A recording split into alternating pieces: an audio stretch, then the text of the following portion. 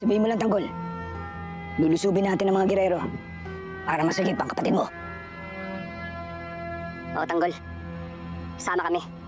Para na rin kapatid at tuwing namin kay Santino. Kaya hindi namin nahayaan na may mangyari sa kanya masama. Teka nga muna, maghunos dili nga kayo. Alamin niyo muna kung ano ang sitwasyon ni Santino. Nasa poder ng mga gerero si Santino. Mahirap silang kalamanin, lalo na nasa kapangyarihan sila ngayon. Sa bagay, anak.